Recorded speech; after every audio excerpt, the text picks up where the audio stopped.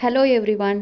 இந்தியாவில் மரபணு மாற்றப்பட்ட பயிரிடுவது மற்றும் அதோட ஏற்றுமதி இறக்குமதி குறித்து ராஜஸ்தான் ஹைகோர்ட் ஒரு முக்கியமான ஜட்ஜ்மெண்ட் கொடுத்துருக்காங்க. அதை என்னன்னு பார்க்கலாம் வாங்க, வீடியோக்குள்ளே போகலாம். ஃபர்ஸ்ட், மரபணு மாற்றப்பட்ட பயிர் அப்படின்னா என்ன? மாடர்ன் பயோடெக்னாலஜி டூல்ஸ் யூஸ் பண்ணி பயிரோட மரபணுவில், அதாவது டிஎன்ஏவில் மாற்றம் செஞ்சுருப்பாங்க. எதுக்கு இந்த மரபணு மாற்றத்தை செய்கிறாங்க அப்படின்னா, பூச்சிகள் மற்றும் நோய் எதிர்ப்பு திறன் கொண்ட பயிர் ரகங்களை உருவாக்குறதுக்கும் அதிகமான நியூட்ரிஷன் ரிச் ஃபுட்டு உருவாக்குறதுக்காகவும் தான் இந்த மரபணு மாற்றம் பொதுவாக செய்கிறாங்க. அடுத்து ரெண்டாவது விஷயம், களைக்கொல்லி எதிர்ப்பு திறன் கொண்ட ரகங்களை உருவாக்குறதுக்கும் இந்த மரபணு மாற்றம் உதவி செய்யுது. நோய் எதிர்ப்பு திறன் கொண்ட பயிர் ரகங்களை உருவாக்குறதன் மூலமாக நம்ம பெஸ்டிசைடு, அதிகப்படியான ரசாயன பூச்சிக்கொல்லி மருந்துகள் பயன்படுத்துகிறத தடுக்கலாம். களைக்கொல்லி எதிர்ப்பு திறன் இருக்க பயிரகங்களை உருவாக்கும் போது நம்ம அதிகப்படியான வேலையாட்களையும் காஸ்ட் ஆஃப் கல்டிவேஷனையும் குறைக்கலாம். இது மட்டும் இல்லாமல் கோல்டன் ரைஸ் போன்ற செறிவூட்டப்பட்ட பயிரகங்களையும் விஞ்ஞானிகள் கண்டுபிடிச்சிருக்காங்க. அப்போது இவ்வளோ நன்மை இருக்க நம்ம ஜெனட்டிக்கலி மாடிஃபைடு பயிரகங்களை ஏன் சுற்றுச்சூழல் ஆர்வலர்கள் எதிர்க்கிறாங்க? நோய் எதிர்ப்பு திறன் கொண்ட இந்த பயிர்கள் நன்மை பயக்கக்கூடிய உயிர்களை அளிக்கும் அப்படின்னு சுற்றுச்சூழல் ஆர்வலர்கள் நம்புகிறாங்க. அது மட்டும் இல்லாமல் இதனால் புது புது பூச்சி இனங்கள் உருவாகலாம். இதோட பூமியோட உயிர் பன்முகத்தன்மை பேலன்ஸ் குறையும்.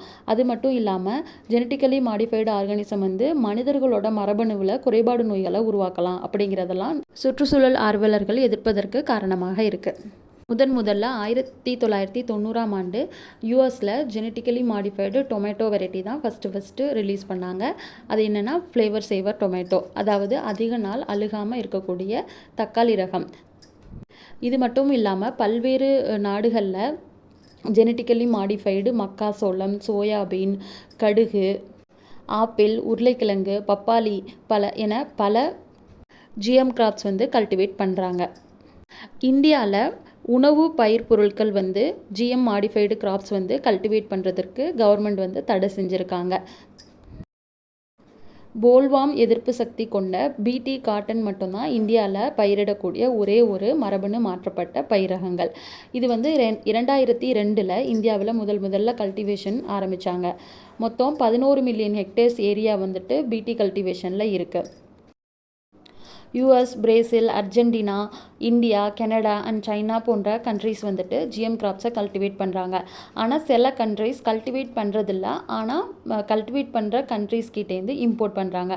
அது என்னென்ன கண்ட்ரிஸ்னு பார்த்தோன்னா ரஷ்யா, ஜப்பான் அண்ட் கொரியா. சில நாடுகள் கல்டிவேட்டும் பண்ணுறதில்ல, இம்போர்ட்டும் பண்ணுறதில்ல. அது என்னென்ன நாடுகள்னு பார்த்தீங்கன்னா பூட்டான், டர்க்கி, பெரு, அல்ஜீரியா, இது போன்ற பல நாடுகள் கல்டிவேட்டும் பண்ணுறதில்ல, இம்போர்ட்டும் பண்ணுறதில்ல. ஜெனட்டிக்கலி மாடிஃபைடு ஃபுட் கிராப்ஸ் இந்தியாவில் கல்டிவேட் பண்ண தடை செய்யப்பட்டிருக்கு. உறுதி செய்யக்கூடிய நிறுவனம் தான் food safety and standards authority of India, FSSAI.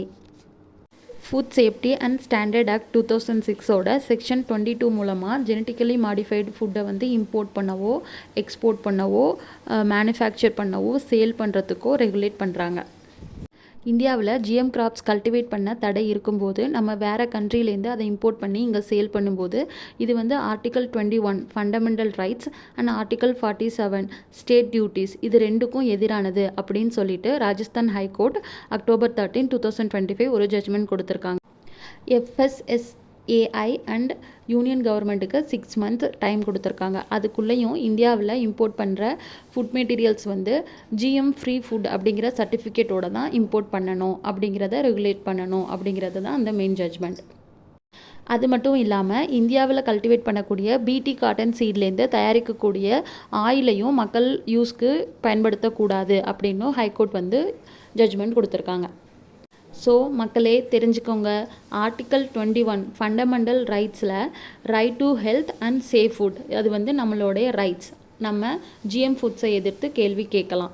அடுத்து ரெண்டாவது ஆர்டிக்கல் 47 ஸ்டேட் டியூட்டி, ஸ்டேட்டுக்கு மக்களுக்கு தரமான உணவுப் பொருட்கள் வழங்கக்கூடிய கடமை இருக்குது. ஸோ மக்களே, இனிமேல் எந்த பேக்டு ஃபுட் வாங்கினாலும் அது ஜிஎம் ஃப்ரீ ஃபுட்டா அப்படிங்கிறத கண்டிப்பாக செக் பண்ணுங்கள். தேங்க்யூ.